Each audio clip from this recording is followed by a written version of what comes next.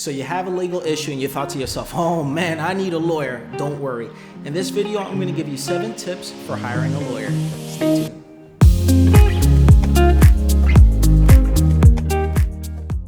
Hello, my name is Clyde Guilamo and I am a lawyer in the Chicagoland area. In Law Talk for Non-Lawyers, we talk about the law and in plain English. In this video, I'm going to break down 7 things you should consider when hiring a lawyer.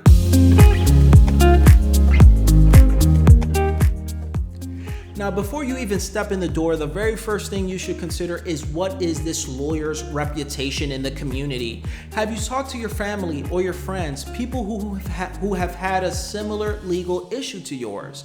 What is their recommendation as to this lawyer if they've spent any time or have hired him as their lawyer?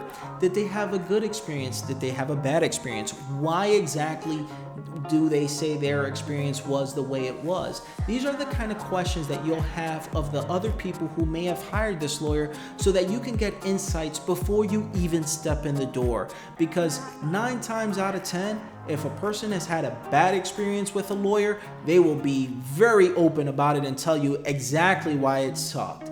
And also, if they've had a great experience with a lawyer, hopefully they're going ahead and sharing that information as to why it is their lawyer did such a stellar job. So you should be talking with your family and friends who may have had a similar legal issue to see what they would recommend as to this lawyer.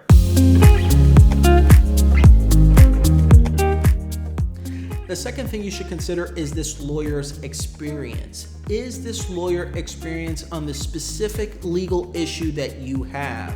You may not want a DUI lawyer to handle your homicide case, or you may not want a homicide lawyer to do your real estate closing. You want a lawyer who has had specific experience in your case, and you're probably going to get this information from their website. Many lawyers talk about what areas of law they practice in, and that's a good place to get started with regard to who you hire as a lawyer. You're going to want someone who potentially has relevant legal experience, maybe has published in that area of law. Maybe they teach at a local university or at a local law school. These are great examples of why someone would have the experience necessary to handle your kind of case. Now, third, when you're in there talking with the lawyer, you should ask the lawyer, why did they choose this area of law? And if you hear a lot of me, I, you should run for the door. A lawyer who's so focused on why they got into the profession is themselves is a red flag, and you should see that as a red flag.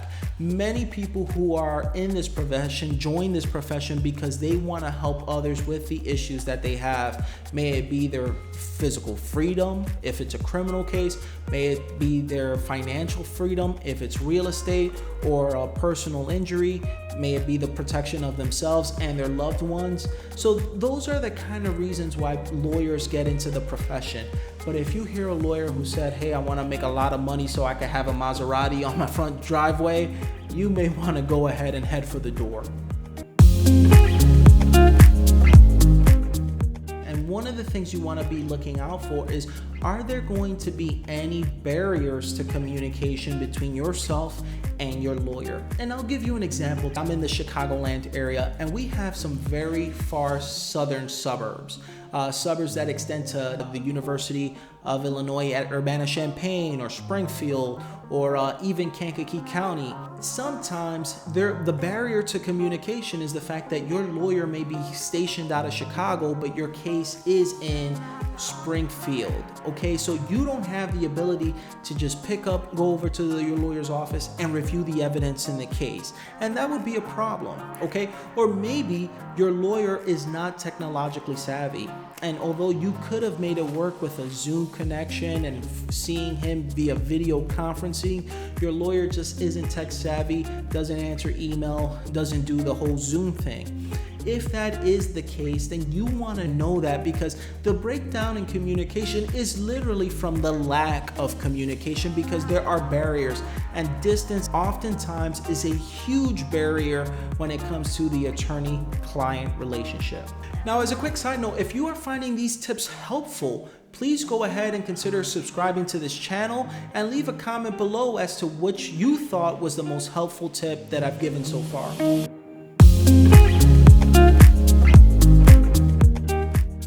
The next tip is, how will you measure success in this case? Oftentimes, the reason why there's a breakdown in communication is because what the lawyer thought was a good outcome of the case was not in line with what the client thought was a good outcome in the case. Maybe if this is a criminal case, the lawyer thought that a low prison sentence was the appropriate outcome in this case, although the client thought that they did not want to spend any time in prison. Okay, so there's a breakdown because of the expectations. Or in the alternative, in a civil case, the client thought that this was a $100,000 case, whereas the lawyer thought this was a $10,000 case. And once again, there's a breakdown in that communication. So in speaking with the lawyer up front, you would want to go ahead and say, hey, look, this is what I expect the outcome to be. And they can have an upfront conversation with you with regard to whether that's realistic or whether that's something that they will not be able to achieve on your case. The next issue is how exactly you and your lawyer are going to communicate.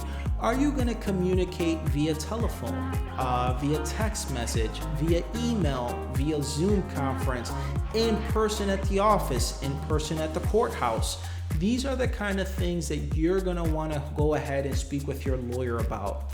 It's going to be very important because if there's a breakdown in communication, the last thing any lawyer wants is a client who's texting them every 5 minutes or every 3 hours. And the last thing that any client wants is a lawyer who spends a week, 2 weeks, a month not responding to a message that was sent to them by their client, okay? So it's going to be very important that what is going to be the turnaround time? What is going to be the frequency of communication? There's certain kinds of cases like property tax cases where the client files the initial paperwork with the lawyer and there might not be communication at times for months as the lawyer is looking at deadlines and making sure that the evidence that's supported for the petition is filed, and that's perfectly fine. There are other cases, however, where there will be a lot more frequent contact. For example, a real estate closing, where there might be the initial attorney review period. There might be issues with regard to loan and being cleared to close. There might be issues with the title or issues with this survey. These are cases in which there will be a lot of contact, but it's over a short period of time.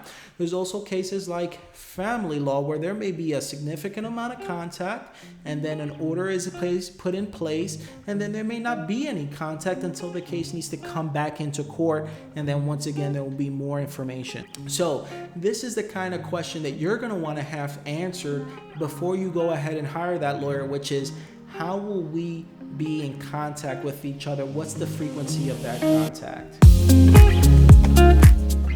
And lastly, and I do leave this for last because it's not as important as all the other tips that I've given you, is of course the money, the fee structure. How will this lawyer be paid? Now, if you open the door with, I just want to know how much this is going to cost me, you don't know anything about what that lawyer's reputation, what his experience is in the specific issue, whether or not there's any barriers to communication, whether or not there will be constant communication and in what form, what are the parameters for success, all the other issues that need to be addressed. You would not have communicated all of those before you talk about money. And realistically, what is that money worth? Is it worth one conversation over the course of 6 months? Or is it worth 2 conversations over the course of 2 minutes? That's the kind of thing that you would want to have answered before you put into context why it is the lawyer is charging you what they're charging you, okay? Because what you don't want is for someone to take your hard-earned money and then you have difficulties communicating with him and you've already sank that money into the lawyer. This is not the case where you want the most inexpensive person. This is the case where you want someone who's going to be in line with what you want to accomplish in this case. And that's really what you're going for when you're hiring a lawyer. For the lawyers who are watching this video, what are some other things that you would recommend that a client consider when hiring a lawyer? And also, if you're a client or someone who has hired a lawyer in the past, if you can go ahead and tell me what are some other things that I may have left out, other things that you would recommend for someone to consider when hiring a lawyer. All right, now take care, guys. Bye-bye.